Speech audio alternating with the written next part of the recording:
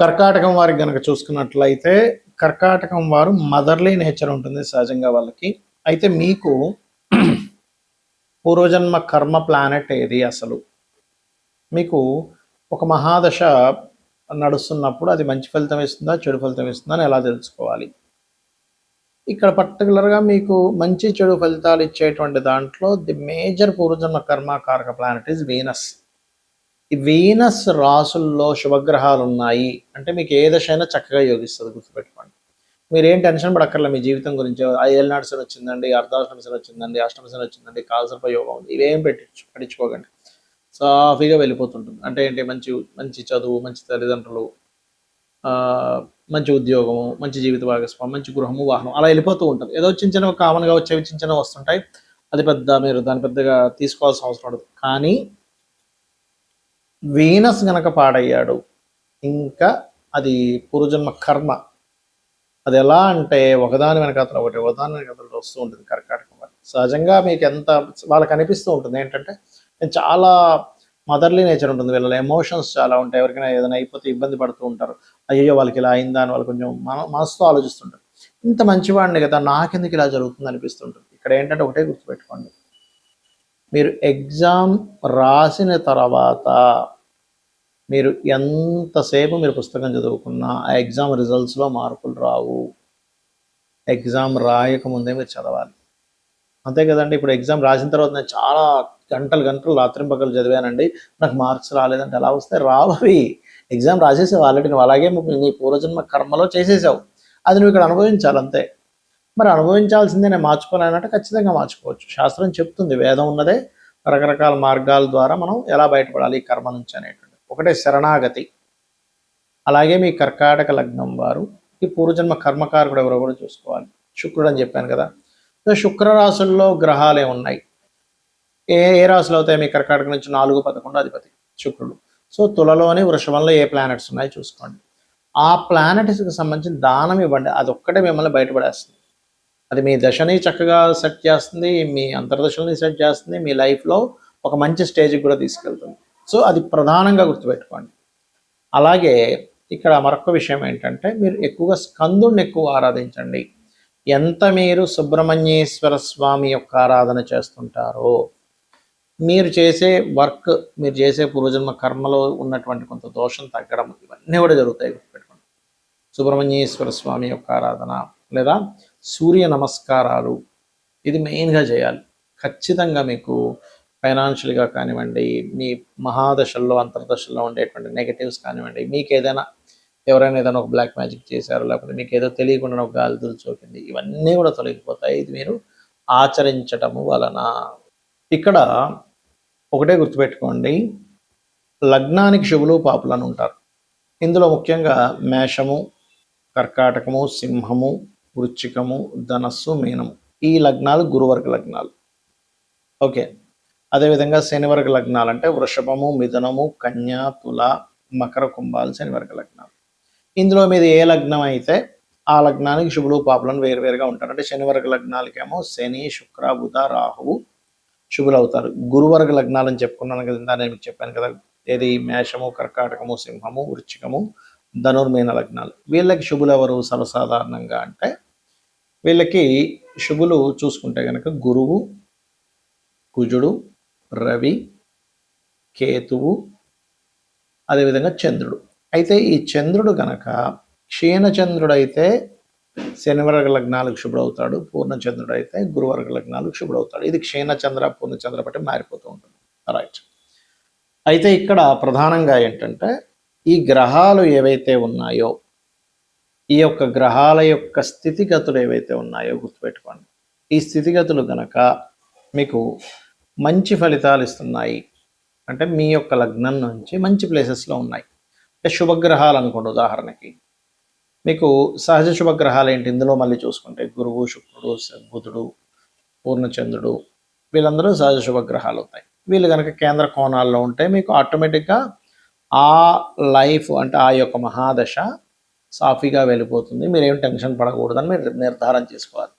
మీ జాతకం మీరే చూసి నిర్ధారణ చేసుకోవచ్చు. అలా కాకుండా పాపగ్రహాలు కనుక కొంత కేంద్రాల్లో ఉంటే, అంటే కేంద్ర స్థానాలు, కోణ స్థానాలు అంటే ఏంటి, 1, 4, 7, 10 5, 9 వీటిని పాపస్థానాలు అంటూ ఉంటారు. ఈ కేంద్ర కోణ స్థానాలు అంటూ ఉంటారు. ఇక్కడ కనుక పాపగ్రహాలు ఉంటాయి, ఇక్కడ కొంచెం ఆ యొక్క విషయాలు మీకు ఏ భావనలో ఉంటే ఆ భావ సంబంధమైనటువంటి విషయాల్లో ఇబ్బంది పడతారు. ఇది ప్రధానంగా గుర్తుపెట్టుకోండి. అలా కాకుండా పాపస్థానాల్లో పాపగ్రహాలు అంటే ఏంటి, 3వ స్థానము, 6వ స్థానము, అదేవిధంగా మనకి 11వ స్థానము, 8వ స్థానం, ఇవి మంచి ఫలితాలు ఇస్తాయి. అందులో ప్రధానంగా శని అష్టమంలో ఉండగా జన్మించిన వ్యక్తికి ఆయుష్ కూడా ఎక్కువగా ఉంటుంది, గుర్తుపెట్టుకోండి. అయితే ఇక్కడ ప్రధానంగా ఏంటంటే చాలామందికి ఒక జన్మజాతకంలో అంటే వారి యొక్క జాతకంలో, ఉదాహరణకి మీ యొక్క జాతకంలో ఈ మహాదశ ఒకటి జరుగుతుంది, దీన్ని రిజల్ట్ ఏమిస్తుంది అనే ఒక చిన్న సంశయం ఉంటుంది. సింపుల్ ఏం లేదు, అది ఏ భావాధిపతి అయ్యాడో తీసుకోండి. ఉదాహరణకి మేష లగ్నానికి 2వ అధిపతి శుక్రుడు, ధనాధిపతి, 7వ అధిపతి కూడా శుక్రుడు, వివాహాధిపతి, చతుర్థాధిపతి చంద్రుడు, రైట్.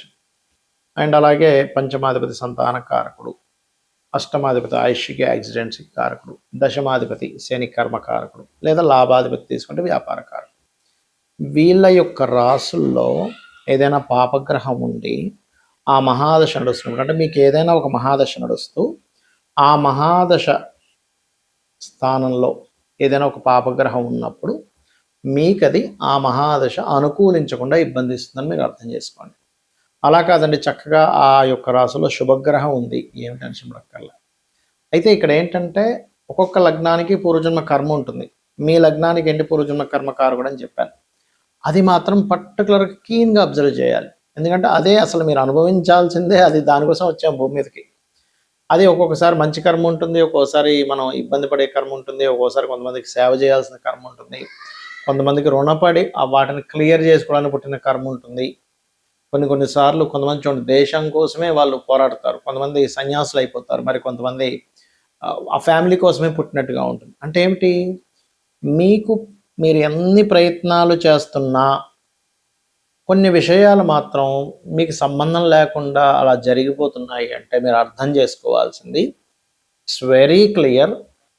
మీరు చక్కగా దాన్ని మీరు ఓకే ఇది నా కర్మలో ఉందన్నమాట అని దాన్ని మీరు ఒక దేవతా సంబంధించినటువంటి దైవ కార్యంగా భావించి దాన్ని మీరు యాక్సెప్ట్ చేసుకుంటూ అదొక దైవ కార్యంగా మీరు ఆ కర్మను అనుభవించుకు వెళ్ళిపోవడం కంటే ఇంకొకటి లేదు.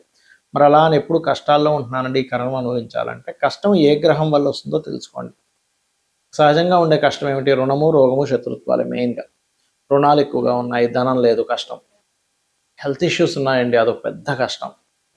శత్రుత్వాలండి, ఆఫీస్లో శత్రువు, ఇంట్లో భర్తతో శత్రుత్వాలు, చుట్టాల్లో శత్రుత్వాలు, ఎక్కడికైనా వెళ్తే శత్రుత్వాలు, బండి మీద వెళ్తుంటే పక్కన ఉన్నాడు ఏదో అంటూ ఉంటాడు, నన్ను బస్సులో ఎక్కిన గొడవే, ప్రతిదీ గొడవే. అంటే మీకు ఎక్కడో మార్స్ భయంకరంగా పాడయ్యాడు. రుణాలు ఎక్కువగా ఉన్నాయంటే మెర్క్యూరీ బాగా పాడైపోయాడు మీ జాతకంలో, మీరు బాగా అర్థం చేసుకోండి. కెరియర్లో సెట్ అవ్వట్లేదంటే శని పాడయ్యాడు. అప్పుడు ఏం చేయండి, ఏ గ్రహం పాడైపోయిందో ఆ గ్రహానికి సంబంధించినటువంటి దానం ఇవ్వండి. సింపుల్, గుర్తుపెట్టుకోండి. అంటే ఇప్పుడు రవి పాడయ్యాడు గోధుమలు, చంద్రుడు పాడయ్యాడు బియ్యము, కుజుడు పాడయ్యాడు కందులు, బుధుడు పాడయ్యాడు పెసలు, గురువు పాడయ్యాడు శనగలు, శుక్రుడు పాడయ్యాడు బొబ్బర్లు, శని పాడయ్యాడు నువ్వులు, రాహు పాడయ్యాడు మీ జన్మజాతకంలో మినుములు, కేతు పాడయ్యాడు ఉలవలు దానంగా ఇవ్వండి. ఇక ఇక్కడ ప్రధానంగా ఏంటంటే మీరు ఈ ఆస్ట్రాలజీ అనేటువంటిది ఎందుకు చూసుకోవాలంటే మీకు ఒక గైడ్, మీకు ఒక రూట్ లాంటిది. తెలుసుకోకుండా ఏదో రూట్లోకి వెళ్ళిపోయాం, మన గమ్యం ఒక దగ్గరికి చేరుకోవాల్సింది ఇంకో దగ్గరికి వెళ్తున్నాం, అక్కడ రోడ్డు బ్లాక్ ఉంటుంది, మళ్ళీ వెనక్కి వచ్చి మళ్ళీ మన ప్రయాణం ప్రారంభించాలి. అంటే మన ప్రయాణము ఎక్కడ ఆగకుండా ప్రశాంతంగా వెళ్ళాలి అంటే మనకు రూట్ కరెక్ట్గా తెలియాలి. ఆ రూటు లొకేషను కరెక్ట్గా తెలిస్తే మన ప్రయాణం ఎలా అయితే సాఫీగా సాగుతుందో యాజ్ ఇట్ ఈజ్ ఆస్ట్రాలజీ కూడా ఏం చెప్తుంది అంటే చిన్నప్పటి నుంచి, పుట్టినప్పటి నుంచి ఎండింగ్ వరకు కూడా మీరు చిన్నప్పుడు హెల్త్ ఇష్యూ ఎదుర్కొంటున్నారంటే వాట్ ఈస్ ద రీజన్, దానికి రెమెడీ చేసుకోమని చెప్పి. అలాగే ఎడ్యుకేషన్లో డిస్టర్బ్ అవుతుంది, లేకపోతే ఎడ్యుకేషన్ మీకు ఎక్కట్లేదు, లేకపోతే మీకు బిజినెస్ యోగాలు ఉన్నాయి, చదువుకొని ఏదో మీరు ఆఫీసర్ అవ్వాల్సింది, ఏదో కలెక్టర్ అయిపోవాల్సింది లేదు, మంచి బిజినెస్ మ్యాన్ అయ్యి ఇంకో 10 మందికి ఉద్యోగాలు ఇప్పించే యోగం ఉన్న జాతకం, అది మీకు ఒక క్లారిటీ ఇస్తుంది. అది కాకుండా మనం చూడండి, కొంతమంది కొన్నిసార్లు రాంగ్ పర్సన్ ఎంపిక చేసుకుంటాం, రాంగ్ డెస్టినీ, రాంగ్ బిజినెస్ ఎంపిక చేసుకుంటాం, రాంగ్ ఇన్వెస్ట్మెంట్స్ చేస్తాం. What is your right investment, what is your right destiny, మీ బిజినెస్ ఏమిటనే ఒక స్పష్టమైనటువంటి విషయాన్ని మీకు చెప్తుంది. అది నేను మీకు ఇందాక చెప్పినట్టుగా అది చెప్తుంది. కానీ ఒక్కొక్కసారి మనకి దశాలు సరిగా దశ సరిగా లేనప్పుడు, అంతర్దశలు లేనప్పుడు, ఇబ్బంది వస్తున్నప్పుడు, అది దశ ఏంటి, ఆ రాశిలో ఉండే గ్రహం ఏంటో తెలుసుకొని దాని పొజిషన్ బట్టి మీరు దానం కనుక రెగ్యులర్గా లలితా సహస్రనామాలు చేసుకున్నా మీకు ఖచ్చితంగా బాగుంటుంది. శ్రీమాత్రే నమః.